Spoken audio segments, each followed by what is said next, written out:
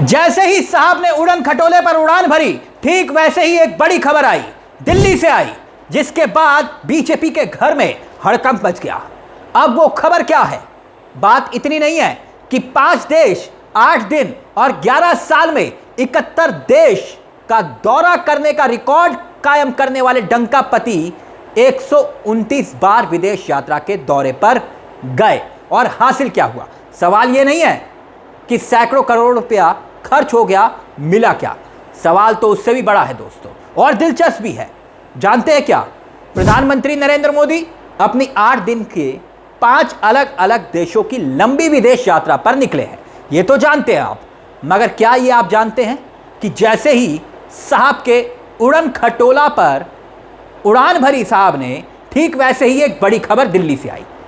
दिलचस्प खबर वो ये कि जिस वक्त पीएम अपनी विदेश यात्रा पर ठाट बाट के साथ उस यात्रा का आगाज कर रहे थे, तब खबर यह आई कि संघ के कर्ता धर्ता यानी कि आरएसएस संघ प्रमुख मोहन भागवत दिल्ली पहुंच रहे हैं। सही सुना आपने, दिल्ली पहुंच रहे हैं। बकायदा अगले कुछ दिन दिल्ली में ही आरएसएस डेरा जमाने वाली है। यानी प्रधानमंत्री विदेश में गए और आरएसएस प्रमुख मोहन भागवत दिल्ली में आ गए। और खबर यह तक उड़ रही है कि भागवत प्रधानमंत्री के नए चेहरे की खोज में भी जुटे हैं, इसीलिए दिल्ली आ रहे हैं। इस खबर में क्यों दम है, इसका एक उदाहरण हम आगे आपको देंगे। मगर दिलचस्प यह है कि प्रधानमंत्री विदेश निकले और ठीक 4 जुलाई के बाद से सुनने में आया है कि सरसंचालक आरएसएस प्रमुख मोहन भागवत दिल्ली पधारने वाले हैं, बकायदा अपने पूरे तामझाम के साथ, लाभ लश्कर के साथ। मतलब सरसंचालक मोहन भागवत सिर्फ दिल्ली टहलने नहीं आ रहे हैं, इंडिया गेट जाने नहीं आ रहे हैं, वो अलग अलग कार्यक्रमों में शिरकत करेंगे। और खबर यह है कि भागवत के दिल्ली दौरे के दौरान संघ के अलग अलग संगठन उनके साथ एक बैठक करने वाले हैं। और ये बैठक दिल्ली में वो जो 5 स्टार संघ मुख्यालय बना है नया शानदार, उसमें होने जा रही है। यानी बहुत बड़ा मंथन होगा। मगर टाइमिंग देखिए दोस्तों, इस वक्त बीजेपी के घर में क्या चल रहा है, टाइमिंग की बात कर रहा हूं। यही सवाल ना कि बीजेपी का अगला राष्ट्रीय अध्यक्ष कौन होगा। और ठीक उसी वक्त भागवत की दिल्ली में एंट्री हो रही है। यानी हो सकता है कि अध्यक्ष कौन होगा, इस सवाल का जवाब मोदी जी के विदेश यात्रा खत्म होते होते देश को मिल जाए। वैसे बड़ी बात यह है कि दुनिया का सबसे बड़ा संगठन होने का दावा करने वाली बीजेपी, उसका इतिहास में ऐसा कभी नहीं हुआ कि किसी राष्ट्रीय अध्यक्ष को कार्यकाल खत्म होने के बाद भी 2 साल के लिए एक्सटेंशन मिला हो कि भाई 2 साल के लिए आप और पद संभालिए। मगर जेपी नड्डा को मिला है। तो ये क्या साबित करता है? और हाँ, एक बात और, जो बीजेपी कहती है ना कि एक व्यक्ति एक पद का सिद्धांत, एक व्यक्ति एक पद का सिद्धांत, पार्टी में मजाक लगता है। नड्डा जी तो छोड़िए, बीजेपी के मौजूदा संगठन में कई प्रदेश अध्यक्ष ऐसे हैं जो किसी दूसरे पद की शोभा भी बढ़ा रहे हैं। यानी कि एक पद एक व्यक्ति का सिद्धांत नहीं है। अब अंदर की खबर क्या है? बीजेपी आरएसएस ने अध्यक्ष को लेकर जबरदस्त दोनों के बीच में टकराव है, बीजेपी और आरएसएस में। क्योंकि आरएसएस अब गुजरात लॉबी के चंगुल से बीजेपी संगठन को बाहर निकालना चाहता है। इस तरह की खबरें साफ है। इसीलिए अध्यक्ष जो भी होगा वो मोदी अमित शाह का यस मैन नहीं होगा। संघ यही चाहता है, इसीलिए शायद इतना वक्त लग रहा है। ऐसे में भागवत का ये दिल्ली दौरा बहुत कुछ सवालों का जवाब देगा। साथ ही अंदर की खबर एक और भी है दोस्तों, वो ये कि आरएसएस चाह रहा है कि जो भी बीजेपी का राष्ट्रीय अध्यक्ष बने, उसको एक तरह से आरएसएस भविष्य में प्राइम मिनिस्टर के चेहरे के तौर पर देखना चाहती है, प्रोजेक्ट करना चाहती है।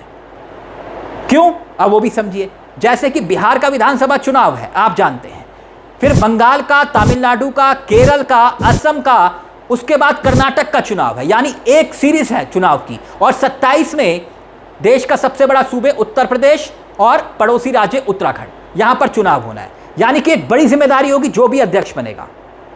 और फिर उसके बाद सबसे बड़ा चुनाव लोकसभा का चुनाव होगा। ऐसे में मोदी के बाद कौन, इस सवाल का जवाब भी आरएसएस तलाश रहा है। और हो सकता है कि कोई ऐसा नाम आ जाए जिसके बारे में चर्चा नहीं हो रही, और आने वाले वक्त में उस नाम को सब पीछे छोड़ देंगे जो संभावित नाम चल रहे हैं प्रधानमंत्री के तौर पर, जिन्हें देखा जा रहा है, और बीजेपी के अंदर जो खुद को समझ रहे हैं कि हम प्रधानमंत्री बनेंगे, यानी ये दिल्ली में संघ की जो बैठक होगी वो साधारण बैठक नहीं होगी, सब कुछ आरएसएस दिल्ली में बैठकर करेगा। जब मोदी विदेश में होंगे ठीक उसी वक्त। वैसे भी बीजेपी के संविधान के मुताबिक बीजेपी का जो राष्ट्रीय अध्यक्ष होगा उसका चुनाव निर्वाचन मंडल करता है, और इसमें भी संघ की बहुत बड़ी भूमिका होती है दोस्तों।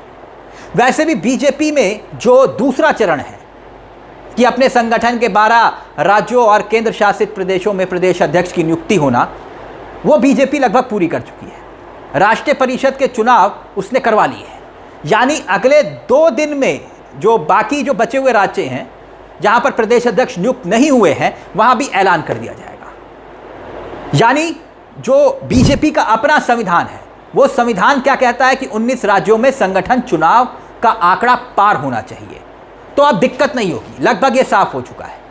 और हां, यह भी सच है कि इस वक्त मोदी अमित शाह इस स्थिति में नहीं है कि आरएसएस के आगे वो वीटो लगा दे किसी नाम को लेकर कि भाई नहीं, इनको नहीं बनाएंगे प्रदेश अध्यक्ष, इनको नहीं बनाएंगे राष्ट्रीय अध्यक्ष। अगर ऐसा होता तो जेपी नड्डा की जगह कुर्सी पर कोई और दूसरा चेहरा अब तक बैठ चुका होता।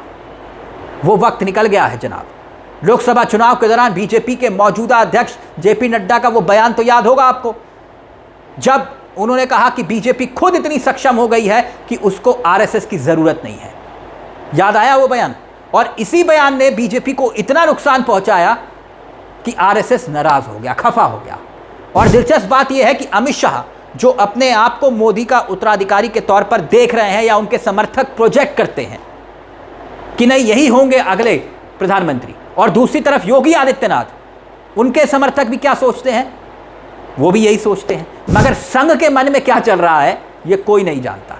ऐसे में हो सकता है कि जब मोदी विदेश से अपनी विदेश यात्रा और दौरे का इतिहास रचकर वापस लौटे तो उनके सामने संघ का फरमान हो।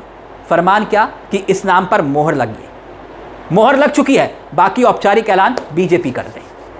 यानी कि ये बैठक बहुत महत्वपूर्ण होने वाली है। तभी मैंने कहा था कि जैसे ही साहब ने उड़न खटोले से उड़ान भरी, ठीक वैसे ही बड़ी खबर दिल्ली से आ गई। इस खबर को लेकर दोस्तों आपकी क्या राय है, हमें कमेंट बॉक्स में जरूर बताइएगा।